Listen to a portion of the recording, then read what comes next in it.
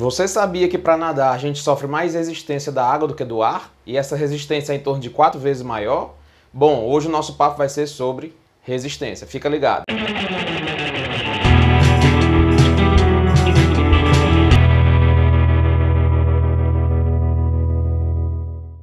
Antes da gente começar nosso vídeo, a gente pede encarecidamente que você vá lá no nosso canal, se inscreva, ative as notificações, curta esse vídeo e compartilhe. E de preferência que comente, porque aí quem sabe a gente pode estar tirando a sua dúvida e programando futuros vídeos relacionados aos questionamentos que vocês apresentam, ok? Faz isso pela gente que a gente agradece demais. Bom, o nosso papo hoje é sobre resistência. Se a gente fala de resistência, obrigatoriamente a gente fala da propriedade física chamada viscosidade. Então a viscosidade é uma propriedade física que diz que quanto mais viscoso é aquele líquido, mais resistência ele vai oferecer. Então a água é um dos fluidos que sofre menos resistência, né? Que proporciona menos resistência. Se a gente comparar, por exemplo, com o mel, que é bem viscoso, e você imaginar uma piscina cheia de mel, você vai imaginar que é muito difícil se deslocar nesse meio, tá? Então a água ela é em torno de 4 vezes mais resistente do que o ar, então nós gastamos em termos de 4 vezes mais energia para fazer o mesmo exercício que eu faria nas mesmas condições de intensidade fora da água. Bom, para a gente entender melhor um pouco da resistência que a gente sofre quando a gente está praticando a natação, é importante a gente entender que o nosso corpo em movimento ele sofre 4 forças distintas. A primeira delas é a força-peso ou gravidade, que aponta para baixo, ou seja, forçando o nosso corpo para o fundo da piscina. Porém, existe uma força, né, que faz parte da propriedade física da água, que é o empuxo. Ou seja, é uma força que te joga para cima, que tem relação direta com a densidade do corpo. Então, a densidade relativa da água é 1, tudo aquilo que tem uma densidade menor do que 1 experimentará uma flutuação, ou seja, o empuxo vai ser maior do que a própria força-peso. Então, isso tem uma condição muito importante na natação. Então a gente tem que ficar na superfície. É um dos propósitos quando a gente está nadando. Esse empuxo, normalmente, ele é maior do que a força-peso. Temos a resistência frontal, que é uma força que se opõe ao movimento, que é a responsável pela maior dificuldade de se nadar em meio líquido, de fazer qualquer movimento em meio líquido. E temos a força propulsiva, que é a força que nós mesmos aplicamos contra a água. E essa força também tem que ser superior à resistência frontal para que haja movimento.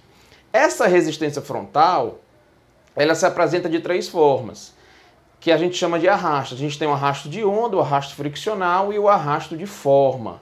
O arrasto friccional, ele tem relação com o contato da pele com a própria água. Então, quando nós temos uma superfície áspera, normalmente essa superfície vai gerar mais atrito, né, friccional. Como, por exemplo, quando você coloca um pneu mais aderente no seu carro, a tendência é que esse pneu derrape menos. Por quê? Porque ele tem uma superfície mais áspera, com ranhuras, diferente do pneu liso, por exemplo. Então, no meio líquido, nós também teremos essa condição. É tanto que os nadadores usam da depilação, ou seja, diminui os pelos, né? Raspa-se os pelos do corpo, a fim de diminuir esse arrasto friccional. Outra forma de diminuir o arrasto friccional é o uso de trajes, que foi muito utilizado na natação até 2009, né? Naquele fenômeno que a gente percebeu ali, vários nadadores batendo recordes mundiais ali no ano de 2008, 2009. Mas isso foi banido. Hoje nós só podemos utilizar, no caso dos homens, uma bermuda que não pode ultrapassar o umbigo e não pode ultrapassar o joelho. As mulheres a mesma coisa, só que um suíte, né? É uma bermuda que cobre todo o tórax, né? E as partes íntimas das mulheres, e que basicamente é a única diferença para o traje masculino. Ambos não são mais de tecido tecnológico, mas reduzem bastante essa questão do atrito friccional, do arrasto friccional, sendo mais efetivo do que a própria pele depilada. O outro tipo de arrasto é o arrasto de forma, ou seja, tem relação com a forma anatômica do meu corpo em meio líquido.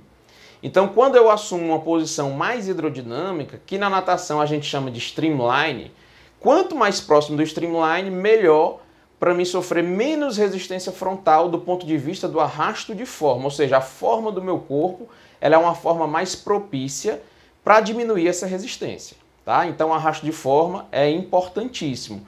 Então, quanto mais próximo do streamline, ou seja, da posição de flecha, de linha reta, melhor. O nado, o único nado que apresenta essa posição, né, momentaneamente, é o nado peito. No final de cada ciclo de braços e pernas, nós temos um breve período de streamline. Porém, o peito tem outras deficiências em comparação com os outros estilos, que o tornam mais lento. Porém, ele é o único que apresenta essa posição de streamline no transcorrer do nado. Lógico, essa posição de streamline ela é executada também após saídas e viradas, né? Mas no nado propriamente dito, o único nado que apresenta essa posição realmente é o nado peito. E o outro tipo de arrasto é o arrasto de onda, que normalmente é ocasionado principalmente pela proa, que trazendo para o nosso corpo seria a cabeça, e pelo movimento dos braços. Então, quanto menos técnica eu tenho, mais arrasto de onda eu acabo ocasionando. Então, como eu posso reduzir esse arrasto de onda? Com uma boa técnica, onde eu vou ter um movimento da água mais linear, né, mais laminar e menos turbulento. Então, quanto mais laminar e menos turbulento é o movimento da água ao meu redor, melhor, menos arrasto de onda eu vou proporcionar, né, eu vou criar. E as raias, né, as raias antimarolas também diminuem muito essa questão da resistência de onda, né, do arrasto de onda. E as piscinas com borda infinita, que são principalmente as piscinas mais utilizadas hoje nas competições internacionais. Então a gente ainda encontra piscinas com borda alta, isso é comum, mas pelo menos nos campeonatos mais importantes do mundo, a gente vai perceber que o uso da borda infinita é uma constante e as raias antimarolas cada vez mais eficientes. Aliada a uma boa técnica do nadador, nós vamos ter assim a diminuição do arrasto de onda. Então a resistência frontal, ela é dividida nesses três tipos de arrasto, e a resistência frontal ela sempre vai ser na mesma direção, porém em sentido contrário ao deslocamento do nadador. Então é a força que é responsável pela nossa parada em meio líquido. Se a gente para a propulsão, pouco tempo depois a gente vai parar o deslocamento, ok? Então a gente espera ter ajudado bastante vocês com esse tema interessante e nos vemos no próximo vídeo, ok? Um grande abraço, tchau, tchau!